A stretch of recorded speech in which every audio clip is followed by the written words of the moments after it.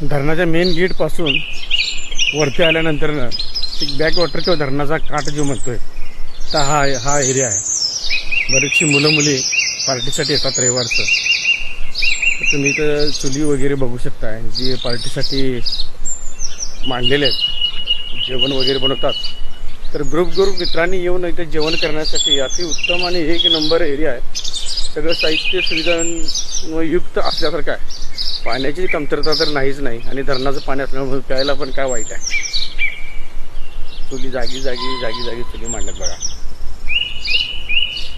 जळण गोळा करतायत.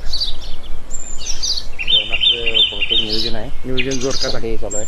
आज रविवार असल्या कारणाने बरेचशी मुलं मुली पार्टीसाठी आलेले आहेत.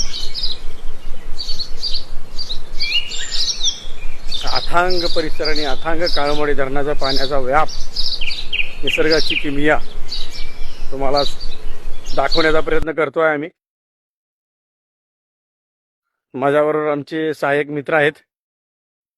काय झाडी, काय डोंगर, काय थंड हवा, एक नंबर आहे. हवा नाद करायचं ना.